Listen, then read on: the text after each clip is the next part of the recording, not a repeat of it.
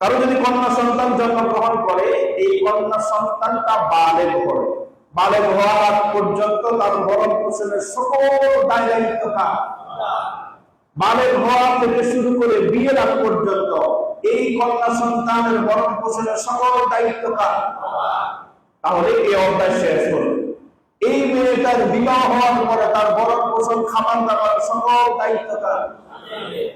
এই কন্যা সন্তানটা যতদিন থাকবে, ধর যদি 100 বছর যদি হায়াত পায়, তার স্বামী যতদিন আছে তার ভরণ পোষণের দায়িত্ব কার? স্বামী। তার মানে হলো যে এই মেয়েটার সারা জীবন তার ভরণ পোষণের দায়িত্ব 1 সেকেন্ডের জন্য তার নিজের না, অন্যের। এবার প্রশ্ন আসে, যদি জামাই যদি মারা যায়, স্বামী যদি মারা যায়, তাহলে তার যদি প্রাপ্তবয়স্ক ছেলে থাকে, কে থাকে? না মেয়ে, ছেলে থাকে।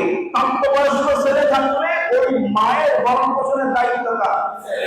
যদি ছেলে না থাকে তাহলে হুজুর কার? তাহলে হলো বাবা। কার দায়িত্ব? বাবা। হুজুর বাপ যদি না থাকে তাহলে দাদা। হুজুর দাদাও যদি না থাকে তাহলে ভাইয়ের। তাহলে কার? হুজুর যদি ভাইও যদি না থাকে তাহলে রাষ্ট্রের। তাহলে কার? শুনতেছেন আমার কথা? কেউ নাই, ধরেন আসমান থেকে পড়ছে একটা মেয়ে, এটা কেউ নাই, এর ভরণ পোষণের দায়িত্ব কার? রাষ্ট্রের।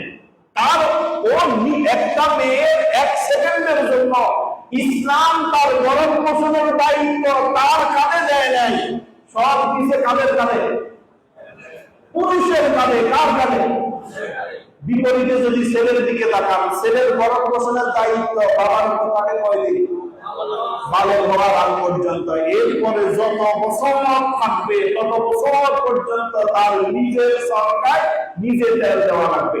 এবার আপনি বলেন, ইসলাম এই বিষয়ে ছেলেকে বেশি দিয়েছে নাকি নারীকে বেশি দিয়েছে?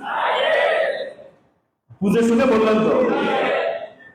এরপরেও যদি বলেন হুজুর আমি বুঝি না, আমার মাথা চুলকায়, তাহলে আপনার মাথার মধ্যে যদি ওই লোহার অ্যাঙ্গেল দিয়ে, লোহার সিরুনি দিয়েও যদি চুলকান, আপনার মাথার চামড়া উঠে যাবে, আপনার বুঝানোর দরকার।